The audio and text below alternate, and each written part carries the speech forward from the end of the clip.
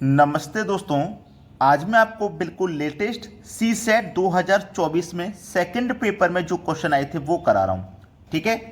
गुणनफल 1 की पावर 2, 2 की पावर 4, 3 की पावर 6, 4 की पावर 8 और ये जा रहा 25 की पावर 50 तक। इसमें प्राप्त पूर्णांक के अंत में कितने क्रमांगत शून्य हैं, अंत में कितने लगातार शून्य आएंगे, ये पूछा गया है। अगर ऐसा सवाल आज आपको एग्जाम में दे दिया जाए तो क्या आप कर सकते हो? अगर नहीं कर सकते ना तो बस वीडियो को पूरा देखते जाइएगा। आपको ये देखना है कि यहाँ पे देखो 1 की पावर डबल है 2, 2 की पावर डबल 4, 3 का डबल 6, 4 का डबल 8, 25 का डबल 5। जब ऐसा सीक्वेंस बने तो आपको करना क्या है, या तो आप 2 मानिए इसमें से या फिर 5।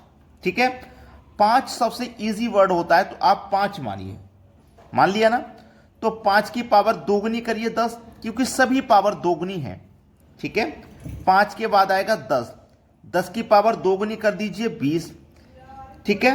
10 के बाद आएगा 15, 15 की पावर दोगुनी करो तो 30, फिर आएगा 20, 20 की पावर दोगुनी करिए तो 40, फिर आएगा 20 के बाद 25, 25 की पावर दोगुनी करिए तो 50। हमें 25 की पावर 50 तक जाना है, उससे आगे नहीं जाना। अब ये जो 25 है ना, इसमें भी 5 दो बार आया है, इसमें भी 5 दो बार है। तो इसको आप क्या लिख सकते हो, 25 को 5 का स्क्वायर और इसकी होल पावर 25 लिख सकते हो। तो ठीक है, 25 का गुना 2 से हो जाएगा भाई। 1 मिनट, ये पावर 50 है, सॉरी यहां 50 आएगा। ठीक है। देखो 25 को हम लिख सकते हैं 5 की पावर 2 और इसकी होल पावर 50 है। तो ये कितना हो जाएगा भैया, 50 दूनी 100, 5 की पावर ये 100 हो जाएगा।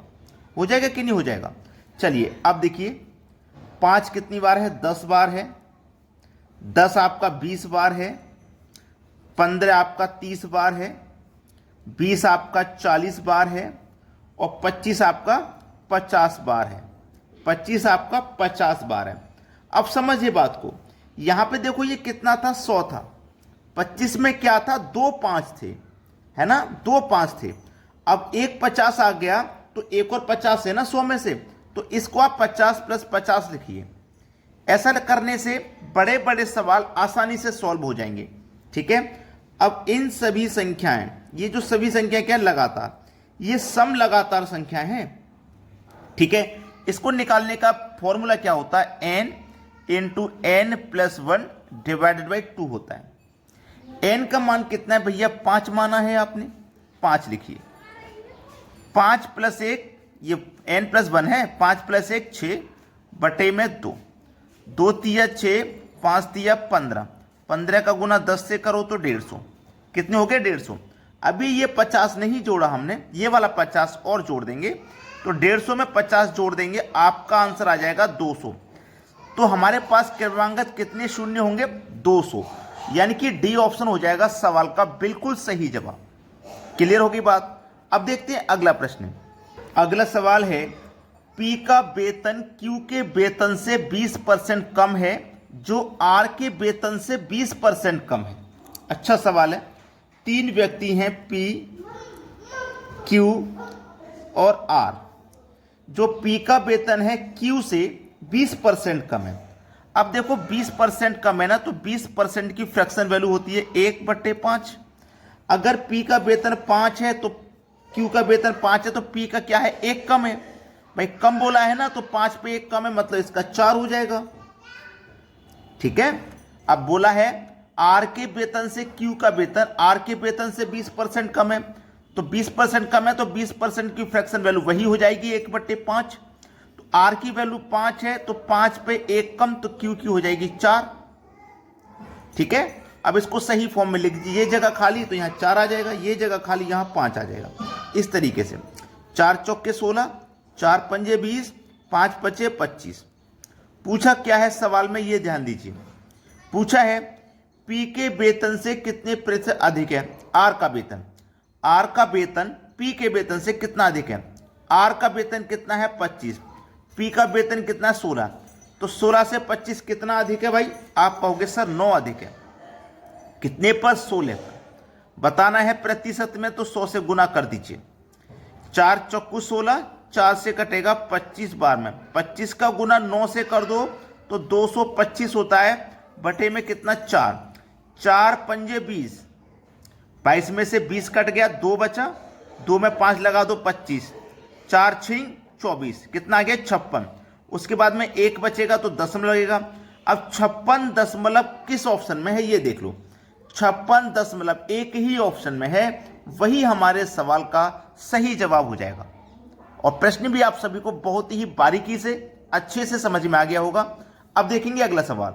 अगला सवाल है, एक संख्या को 4 से गुणा करने के बदले गलती से 4 से विभाजित किया गया है, इस गलती के कारण परिणाम में प्रतिशत अंतर कितना होगा। देखो कोई संख्या है, कोई नंबर है, इसको हमें 4 से गुना करना था, लेकिन किया क्या कर दिया, उसमें गलती से 4 से भाग, यानी कि 1/4, 4 से भाग करने का मतलब है 1/4 गुणे में 1/4, गलती से 4 से विभाजित किया गया, इस गलती के कारण परिणाम में प्रतिशत अंतर कितना होगा। देखो अब मुझे 4 से भाग करना है, तो मैं कोई ऐसा नंबर ले लूं n की जगह जो 4 से विभाजित हो जाए, तो 4 से विभाजित होने वाला सबसे पहला नंबर 4 ही है, तो 4 × 1/4। अब 4 से 4 में भाग दूंगा मैं, 1 आ जाएगा, आंसर 1 आ जाएगा ना, 1 आ गया। तो n की जगह हमने 4 लिया, अगर मैं यहां पे भी 4 लेता n की जगह, तो 4 चौकू वैल्यू 16 हो गई, ठीक है। तो हमारी वैल्यू 16 आनी थी, लेकिन आई कितनी, 1 आई, कितनी कम आई, 15 कम आई, 15 कम आई है हमारी वैल्यू, 15 कम आई है, कितने पर आई है, 15 कम 16 पे आई है, ठीक है। प्रतिशत के लिए 100 से गुना कर दीजिए, 4 चौकू 16, 4 से ये कटेगा 25 बार में, 25 और 15 का गुना कर दीजिए, तो ये हो जाएगा आपका 375। इसमें क्या करना पड़ेगा, 4 से भाग, 4 नीम 36, 9 आ गया, 1 बचेगा 15, 4 तिया 12, 93 आ गया। उसके बाद दशमलव लगेगा भाई, 93 के बाद दशमलव एक ही ऑप्शन में है, तो वही आपके सवाल का हो जाएगा सही जवाब। समझ में आ गया ना सवाल अच्छे से। अब देखते हैं अगला सवाल। अगला सवाल है, इस सवाल को लेना बहुत जरूरी था, क्योंकि बहुत सारे बच्चे ऐसे हैं जो अभी तक गुणनखंड निकालना नहीं जानते हैं, जिन्हें गुणनखंड बनाना नहीं आता। आज मैं आपको सिखाऊंगा बिल्कुल शॉर्ट ट्रिक से। देखिएगा, कभी भी गुणनखंड आ जाए तो आपको करना क्या है, लास्ट वाली संख्या का गुना पहली वाली से करना है हमेशा। तो 8 तिया 24 आ गया, ठीक है। अब इस 24 के ऐसे फैक्टर करिए कि जोड़ने या घटाने से ये बीच वाली संख्या मिल जाए, तो आपके दिमाग में तुरंत आ जाएगा कि 6 चौकू 24, 6 और 4 को जोड़ोगे तो 10 आ जाएगा, लेकिन ये माइनस का 10 है, तो माइनस का 6 माइनस का 4 मिलकर के ही तो माइनस का 10 होगा। क्लियर होगी बात, बस कर लीजिए। 3x² माइनस का 6x माइनस का 4x, भाई -6 -4 तभी तो मिलके 10 होंगे माइनस के, प्लस का लास्ट में कितना है 8। अब देखो कॉमन देखना है आपको इस 2 में और ये 2 में, ये 2 पार्ट अलग हो गया, ये भी पार्ट अलग हो गया, तो आपका कॉमन आपको देखना है। तो 3x यहां पे है और 3 इसमें भी शामिल है, तो ये 3x आ गया।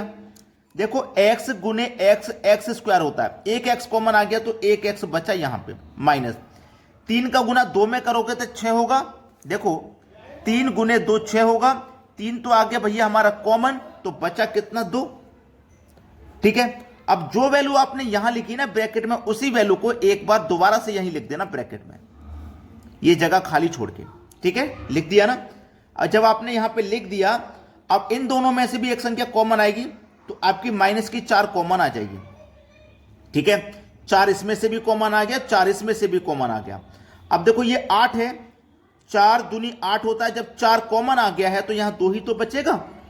क्लियर है ना इतनी बात, यहां 2 ही बचेगा। अब बस हो गया सवाल। देखो इनको अलग करो, 3x - 4, 3x - 4 अलग हो गया, और ये ब्रैकेट वाला अलग हो गया। x - 2 कॉमन आ जाएगा, तो एक बार ही x - 2 लिखा जाएगा। तो ये आपके सवाल का है बिल्कुल सही आंसर।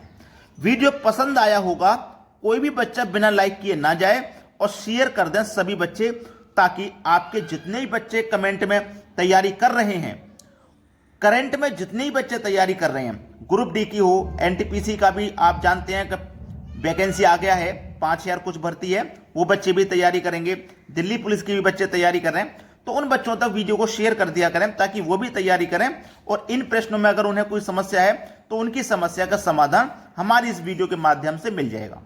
शेयर करने में कभी भी कोई गलती ना करें, हमेशा शेयर करें। ठीक है दोस्तों, धन्यवाद।